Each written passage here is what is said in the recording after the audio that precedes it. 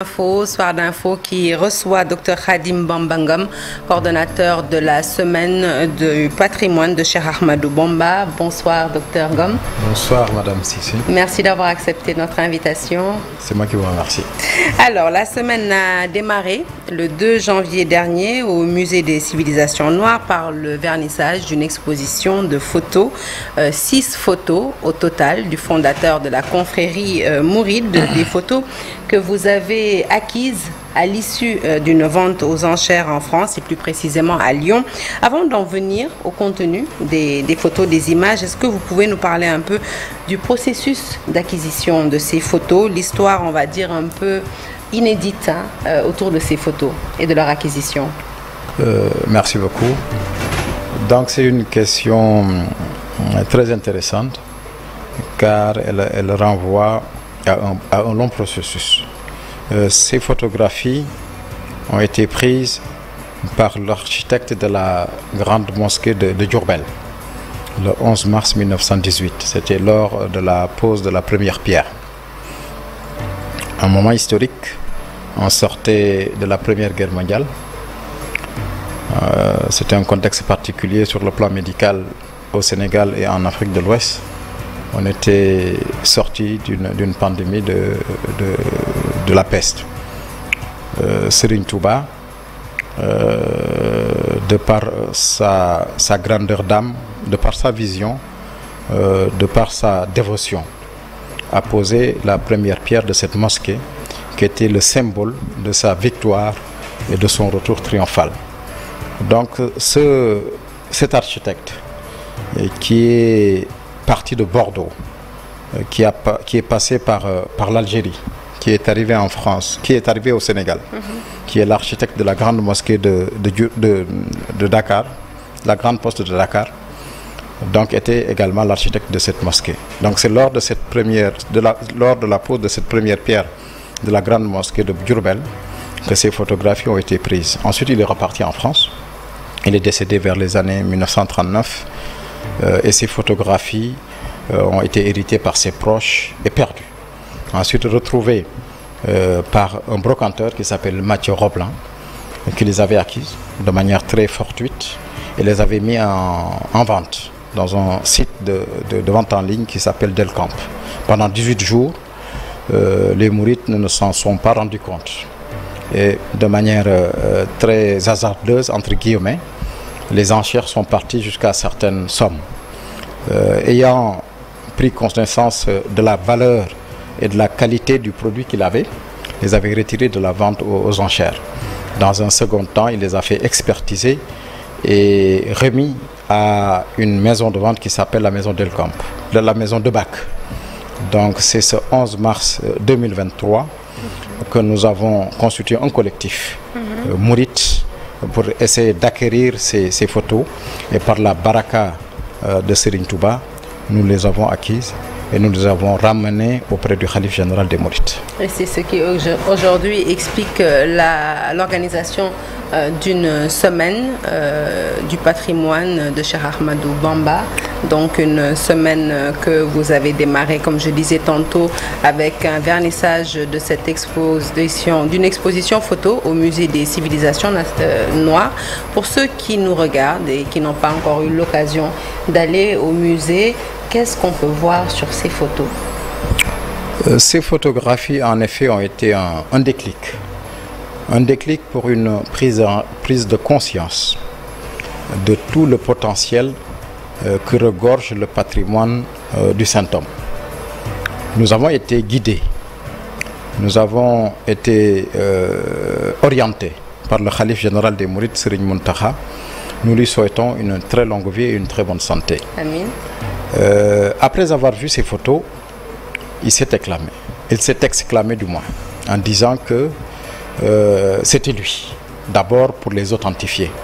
Ensuite, il nous a recommandé de mettre en exergue tout le potentiel et les enseignements qu'on pouvait tirer de ces photographies.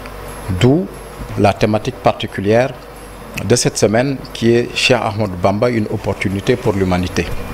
Car ayant vu les vicissitudes de la vie, le contexte géopolitique actuel au niveau mondial, au niveau sous-régional, au niveau national, le contexte social, culturel, économique, il s'est dit que la solution pour un Sénégal meilleur, pour une Afrique meilleure, pour une humanité meilleure, c'est Serigne Touba qui est la solution. En quoi il est la solution? Car il véhicule des valeurs, il véhicule des principes, il véhicule un symbolisme qui est fort pour tout le Sénégal et pour la jeunesse. Si vous regardez ces photographies, comme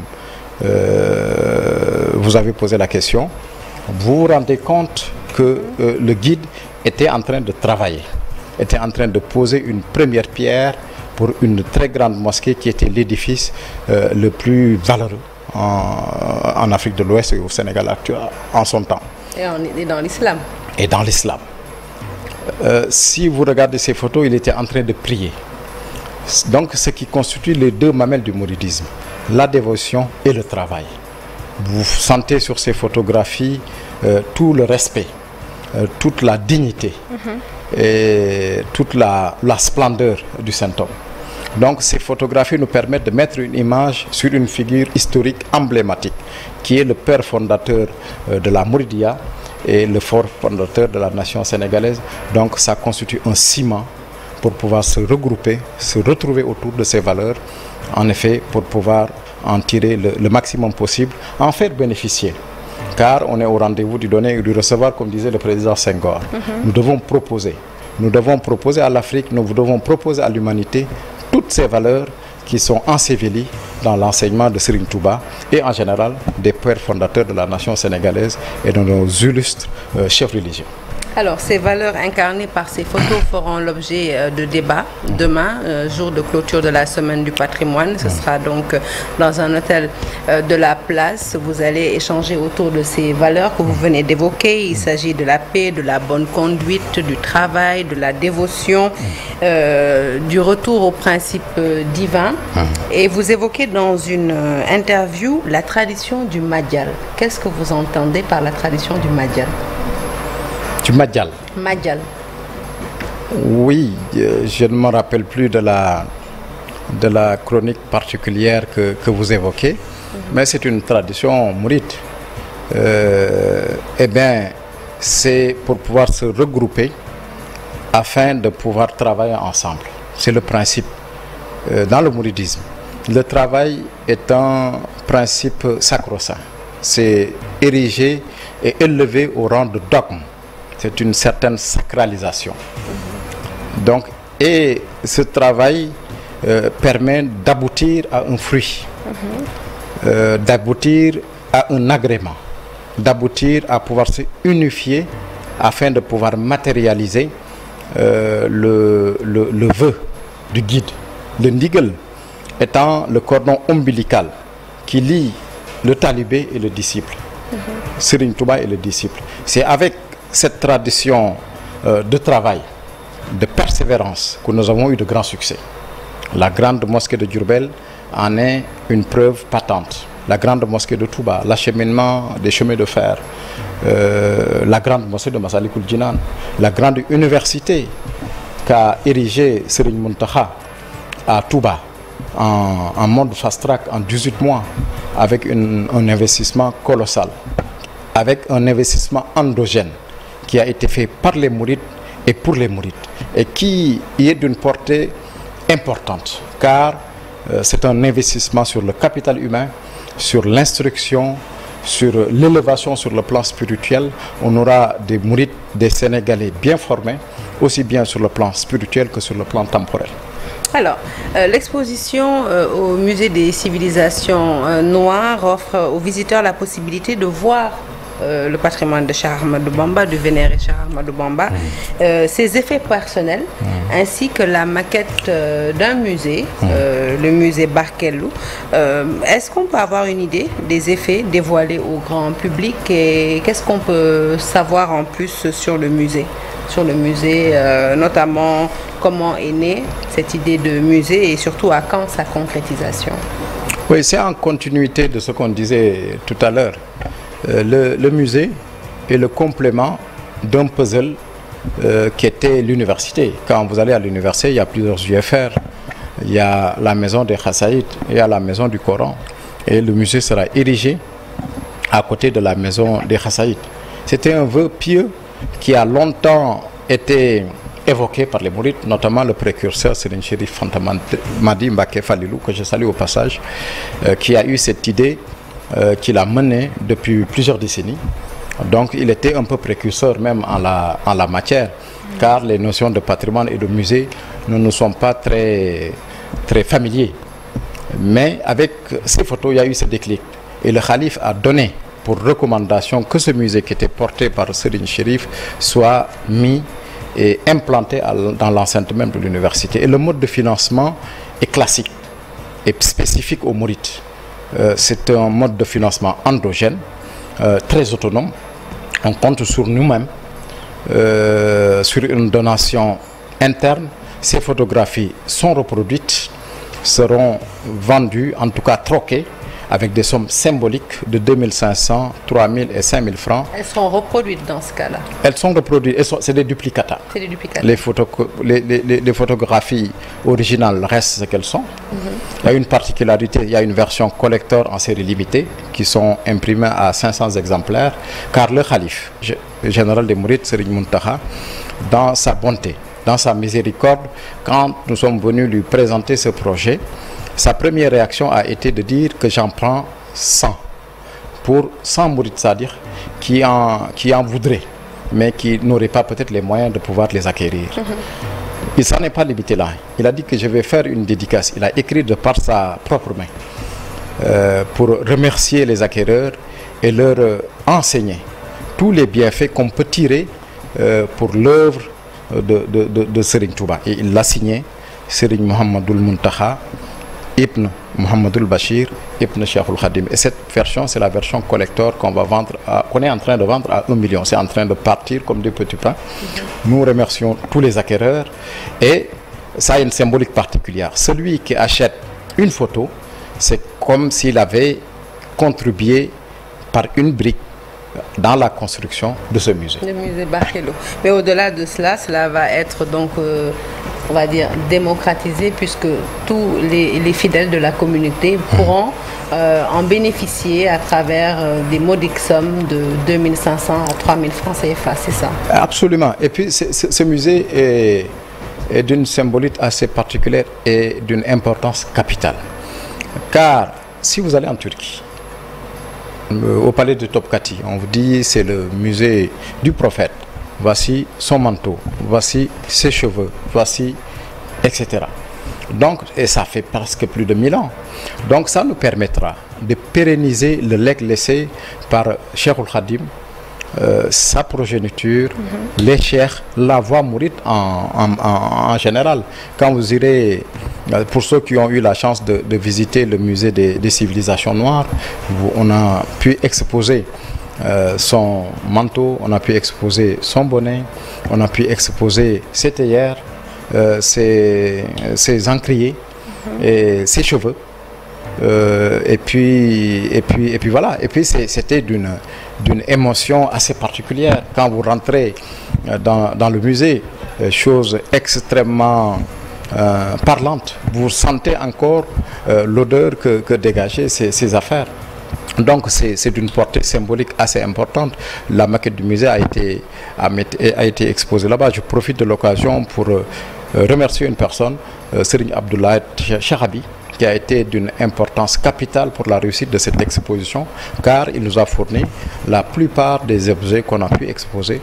Donc je profite de cette tribune pour le remercier très vivement. Alors la journée de clôture, elle se tiendra demain au King Fahd Palace et ce sera une occasion, comme je l'ai dit tantôt, d'échanger autour de ces valeurs cardinales et des principes qu'on peut tirer de ce patrimoine.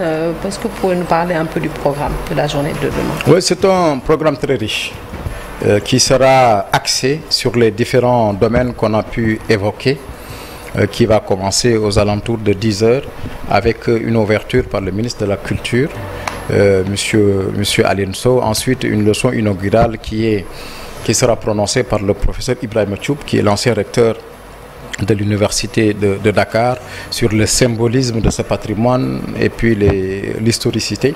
Ensuite vont se succéder deux panels qui seront également animés par d'éminents scientifiques de Raoudou et puis entre autres de toutes les mamelles et de toutes les branches de la Mouridia, des Hizb ut-Tarqiyyah, de Touba Ca Kanam.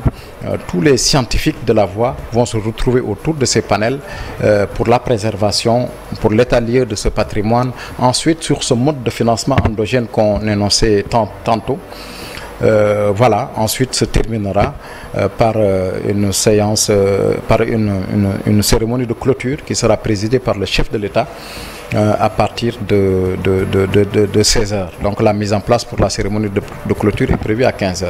Donc nous attendons tout le monde, car Serigne Touba est pour tout le monde. Il y aura des écrans de rappel, donc tout le monde aura sa place.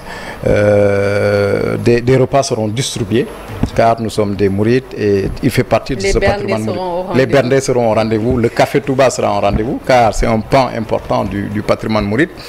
Donc on va encore revisiter tous ces aspects. Il y aura une déclamation des Khassaïd, il y aura des zikar, il y aura des Djeredjefi Borom Touba entonnés par les talibés de Serigne Modou Kara, de Serigne Tilala, de Cheikh Béthio.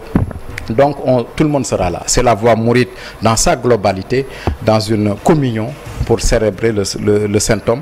Nous remercions le chef de l'État car il a été d'une promptitude dans la réaction et d'une spontanéité. Même avant l'acquisition de cette photo, il nous avait mis en rapport avec l'ambassadeur du Sénégal à Paris, M. Maguette Sey, qui a été un talibé, qui a été un républicain et qui nous a servi de caution officielle. Quand nous avons acquis ces photos, le chef de l'État nous a encore accompagnés et a même donné une contribution à la hauteur de la somme qui a été dépensée. Et in fine, pour cette journée, on sera honoré de par sa présence. Donc nous profitons de cette tribune pour lui dire merci. Alors juste avant de se quitter, on va évoquer notamment l'inscription de ces photos au patrimoine immatériel de l'UNESCO, parce que la semaine du patrimoine se termine demain, mais vous voulez aller plus loin, vous voulez que ce patrimoine figure justement au patrimoine immatériel de l'UNESCO. Effectivement, quand nous sommes allés amener ces photographies auprès du chef de l'État, sur instruction et recommandation du Khalife général des Mourides, il a pris la décision d'instruire son ministre de la Culture pour faire un arrêté faisant entrer le patrimoine national, le patrimoine iconographique de Cheikh Khadim dans le patrimoine national. C'est une étape importante qui a été franchie. Le ministre m'a certifié que l'arrêté a été signé. Donc sûrement il y aura une présentation sûrement demain. Et c'est une condition importante car c'est la condition sine qua non pour pouvoir espérer l'inscrire dans le patrimoine mondial de l'UNESCO. Nous en avons parlé et discuté avec l'ambassadeur du Sénégal à l'UNESCO, M. Souleymane Jules Diop, donc en synergie avec l'État du Sénégal, car nous sommes des républicains, nous sommes des citoyens. Donc en concordance avec toutes les entités, avec toutes les sommités, avec tous les sachants de la voie et du Sénégal en général, nous allons constituer un grand dossier pour porter l'inscription de ce patrimoine dans le patrimoine mondial de l'UNESCO pour pouvoir offrir une tribune au Sénégal, à l'Afrique et au mouridisme de pouvoir s'exprimer et de pouvoir échanger et de pouvoir proposer ce que nous avons de plus cher, c'est-à-dire le patrimoine de Cheikh Ahmadou Bamba. Merci beaucoup, Dr Khadim Ngom, d'avoir été notre invité ce soir. Plein succès pour vos travaux de clôture. Demain donc au King Fahd de Palace. Merci à vous, chers téléspectateurs, de nous avoir suivis. L'actualité se poursuit sur toutes nos plateformes digitales et bon début de week-end à toutes et à tous.